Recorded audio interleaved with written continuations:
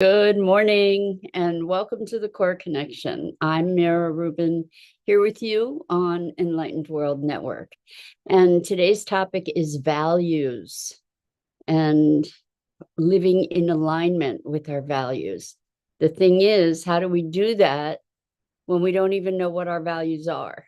And we may have a vague sense of what our values are, but I think discovering what our values are is often quite a surprise to people, to recognize what is so important and to bring that into conscious awareness. And then from that place, to use those values to move forward into our expression of life and the way that we interact with ourselves, our own lives, and others. So it should be a fun conversation. Good morning, Rosalind. Welcome. So good to have you here with us this morning. Welcome to everybody else who's joining us. And before we get started talking about values, let's take a couple minutes to get present. So let's take a deep breath in through your nose and hold it.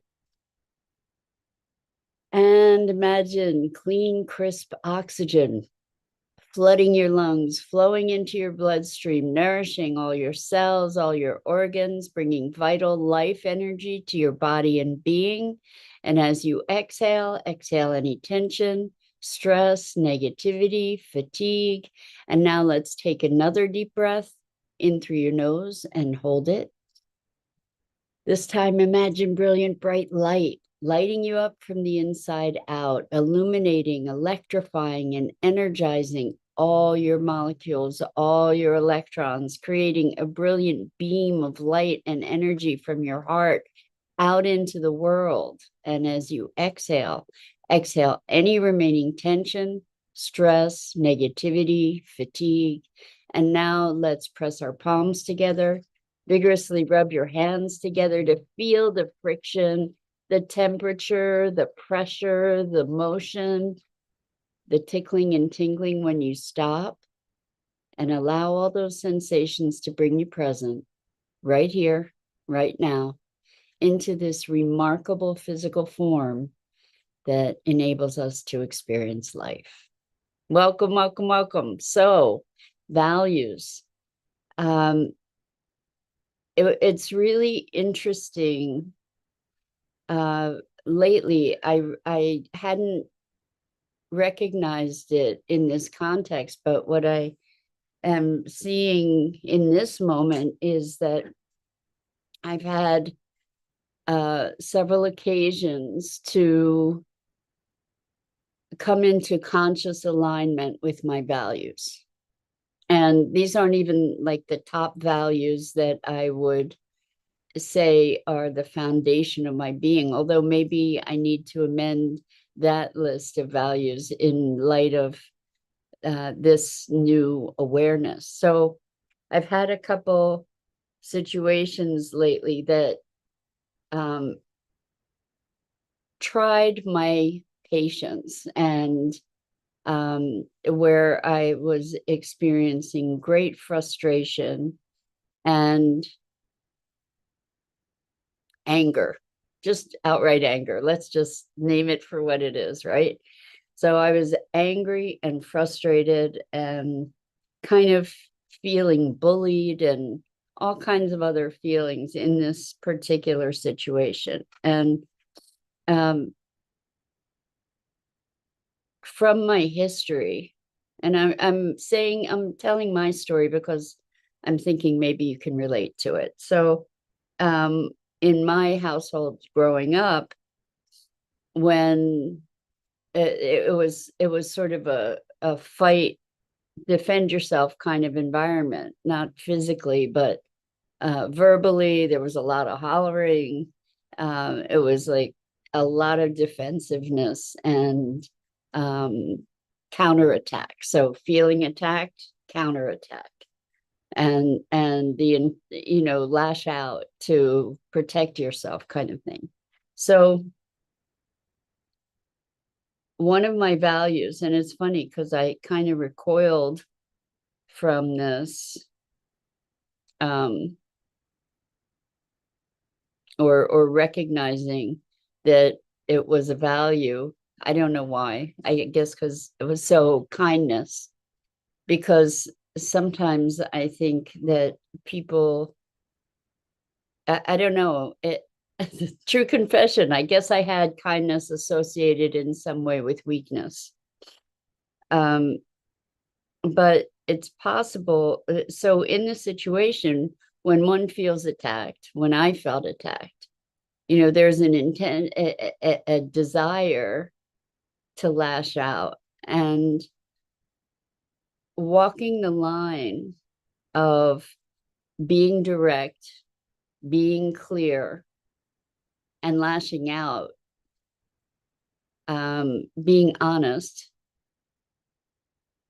and clear and not lashing out is a kindness. I think. I mean, maybe it's driven by kindness. Maybe it's driven by I don't know, a matter of factness, but or honesty. I don't know. It's interesting to be looking at, well, what are the things that drive us? So I made a conscious and deliberate decision to not make any kind of personal attack, on a person, just on saying this is what has happened, this is what the situation is, and knowing that there would be an opportunity potentially to cut somebody to ribbons and not taking that opportunity. I don't know if that's kindness or if that's restraint or whatever it is, but it's gotten me to thinking more about values and living in accordance with our values, even though there might be a temptation to attack, to find a place of restraint around that, even though it might have been legitimate to attack, even, or many people would consider it legitimate to attack. Perhaps for me to be recognizing that defending and attacking are not necessarily the same thing. Or standing up for oneself and attacking are not the same thing. Anyway, the point is that we get opportunities all the time to live in alignment or out of alignment with our values. The problem is, if there's a problem, or the challenge is that we often don't know what our values are until they've been breached, because we don't engage in a conscious and deliberate process to bring our values conscious. So we live life kind of in this state of really not knowing ourselves, and then getting surprised by our reactions or by our behavior sometimes, because we don't have the kind of the North Star of our values and recognizing what they are. When we do like we get to choose all the time.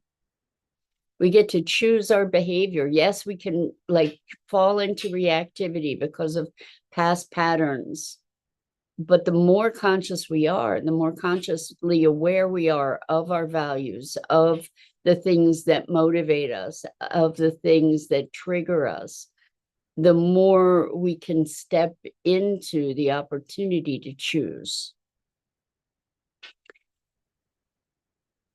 And to choose to respond rather than react.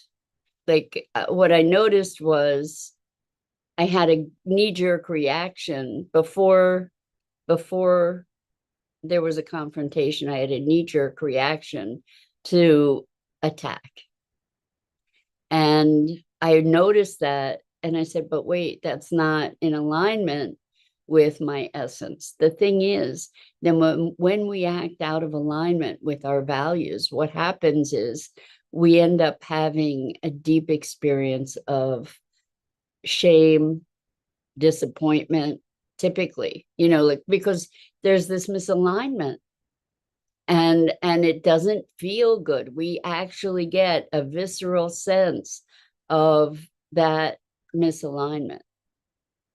It's almost like we've violated ourselves in some way when we act in ways that are not driven by our values.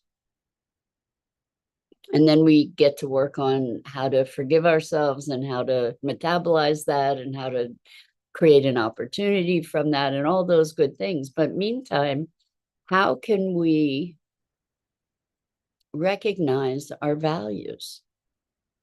And I can't recommend this kind of exercise highly enough, because when we recognize our values, we recognize ourselves more deeply. We can recognize what the dynamics are at play in our behavior, in our heart and soul. We can shift our behavior to be a greater expression of our values. And there are all different levels of values. So an example of there are core values, the values that define us, that are really part of our essence. Like, we wouldn't be ourselves if those values weren't met. They're just core to our being. And I do a values exercise with my clients to identify this hierarchy of values, of core values that they have. And in one instance, it was really, really interesting. I believe the top two values were purpose and intuition. And what came out for this person was that intuition was more important, because we create this hierarchy, that intuition was more important than purpose. I'm pretty sure it was purpose. And that was profound for them, because it impacted their decision-making in a radical way. So when purpose was their highest value, they drove themselves beyond their limits. When they recognized intuition as their highest value, they gave themselves permission to pay attention to what their heart was whispering or sometimes screaming. So it made a huge difference in their way of being. So Ralston says, into me I see, or intimacy, the wanting to experience self with another more fully. So I love that. I don't know if you saw Love Guru. It was a very, I thought it was an awesome movie. The Austin Powers guy, I don't remember his actual name at the moment, which is oh well. But in Love Guru, it was really making a joke of so many of our transformational things. It was a spoof, but he had all these different phrases that he would trademark or copyright, and one of them was intimacy. Into me I see. And Deepak Chopra was in the movie, and Oprah was in the movie. It was very funny. But it pokes fun at us, gives us the woo-woos, and the transformational people an opportunity to have a chuckle at our own expense, or just to have a sense of humor about ourselves. But anyway, that's where I first heard Into Me I See, which I love. Anyway, the truth is that we don't, as a culture, we don't have ways to understand ourselves more deeply that help us to recognize who we are and our values. It's important to recognize our values. So for me, like, the top value is consciousness and awareness and being in alignment with that expansion and growth and awakening. And so it's probably not a surprise to you, because what do we talk about here every morning? We talk about awareness and transformation and expansion and growth and transcendence, right? We talk about all those things. So it's not a surprise that consciousness is the most important thing. If I recognize that that is my highest value, consciousness awakening, then how might I govern my behavior in alignment with that, right? I'm not going to just go and be mean, even though I could. Why?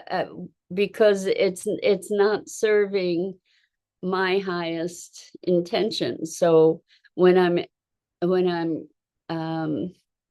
confronted with circumstances that challenge me, because of my commitment to consciousness, because that is my highest value, I look for deeper understanding. It's just foundational to who I am. Now that's a core value. Another core value is beauty for me. Like I require beauty. That's my way to awe and experience of connection. Understanding that allows me to more fully express part of my essence, right? I'm thinking again about kindness, and I realized that I associated kindness kind of with being a pushover, with being taken advantage of, with being kind of a limp noodle, which is a confession here, because I think kindness can take tremendous strength and resolve, actually. And we were talking earlier in the week about reframing, and that's creating a reframe for the word. I had these negative associations with kindness, associated with weakness or being a pushover, or not having strength. And so now I'm recognizing, oh, wait a second, it takes some great strength to find kindness in the face of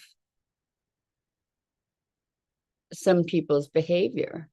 But kindness doesn't have to be being a pushover. It can be kind to just hold your ground rather than attacking, for example, right? There's a kindness to not give in to our more base kinds of, or primal kinds of reactions, perhaps. So let's talk about, how do we discover our values? So there are all kinds of lists. If you do a search online, you can go find lists of values. And then you can go through those lists, and through a process of elimination, distill down to the very core values that you have. And how we do that is what typically happens is that you get clusters, you get a whole bunch of values, and they kind of organize into clusters of similar values. And then within those clusters, you can say, well, what's the difference between this and this? And which one's more important, this one or this one? And what happens often is that there are certain values that are kind of umbrellas for those clusters, and they become the core values. Plus, you can create this whole constellation of values as well. But putting them in a hierarchy is really, really useful. So because I found this to be such a powerful practice, I actually created a deck of cards. It's 125 cards. And so it obviously doesn't include all the values, but it's enough to get one thinking. And they're called the Core Connection cards. You can, if you're interested in them, I think they're $30 including shipping on my website at yourcoreconnection.com. And you know, or you can just go find lists online for free, for sure. But it's kind of nice to see them physically and to move them around and stack them and arrange them. And that's kind of a cool thing. So Rosalind says, how often would one do this, revisit values? I think that's a really good question. I think the core values typically stay pretty much the same. And,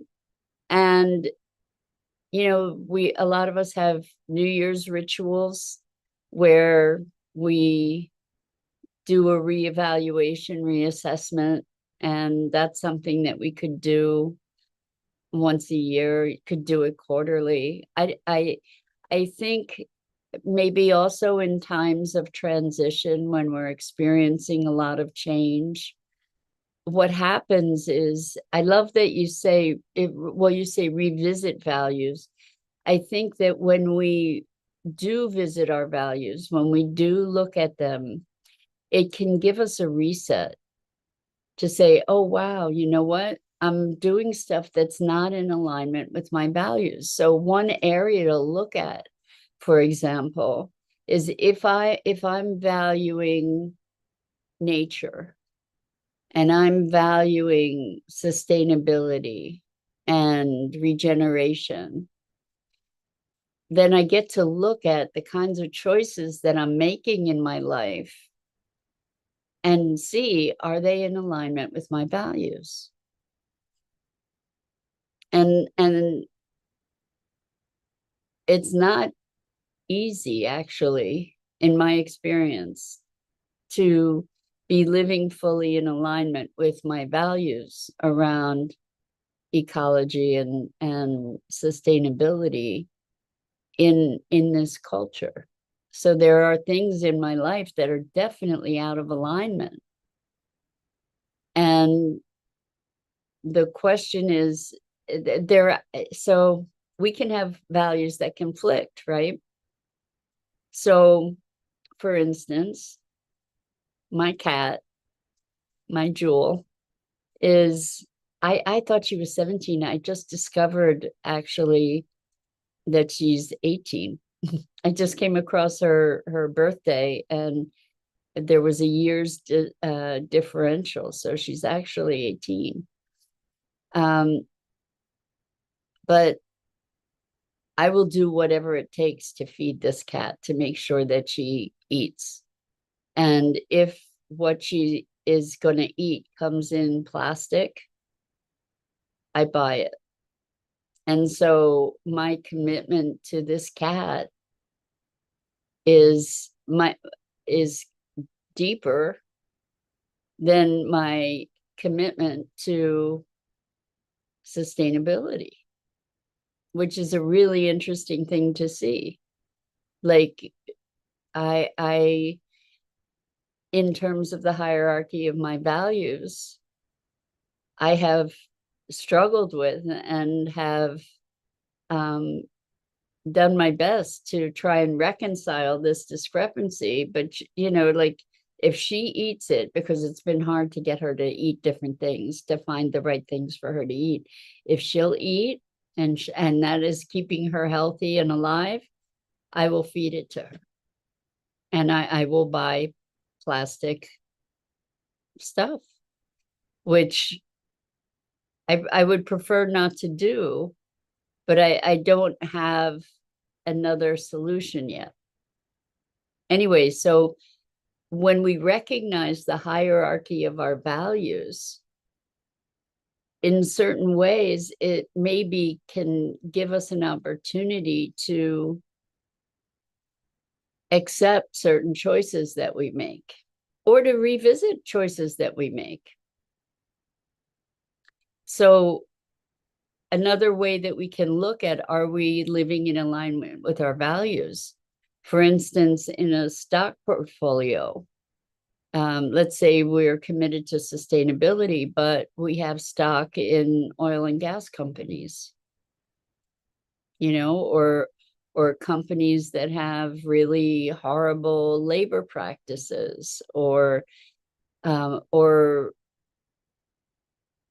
we buy, we vote with our dollars. So we get to look at, there's often a deep, deep disconnect between our values and our lifestyle, and the life choices that we make. And these things often go unexamined. Examining them is not always the most pleasant thing, because we find these dissonances that we then get to choose how we're going to reconcile or not reconcile, and to make our lives more consciously deliberate. But I think when we're living out of alignment with our values and we're not realizing it, and we haven't come to terms with it in a deliberate way, it can be a deep source of depression, of deep frustration, anxiety, anger. So recognizing our values allows us, again, to come to know ourselves, not the values we think we should have, but the values we actually have. And then what? Then we get to live in greater alignment. So I invite you to do the values exercise. Super powerful, super enlightening, and also allows us to make more conscious and deliberate choices about how we live our lives, and how we choose to engage with ourselves and with others. So that's it for this morning. I'm Mira Rubin. This is the Core Connection, and I go live here each weekday morning at 9 a.m. Eastern, here on the Enlightened World Network Facebook page and YouTube channel, as well as my Facebook page, Mira Rubin. And I invite you to check out the other awesome programming here on Enlightened World Network and Enlightened World Living. So Dido, hi. Dido says, yes, looking at values with you has been so important to me. It's life altering, right? It really truly can be, to recognize, oh, wow, of course that's a core value. And now I get to feed that, like creativity or expression or legacy or awakening, or any number of these different values can allow us to come into fuller expression of ourselves. I'm so glad you chimed in, Dido.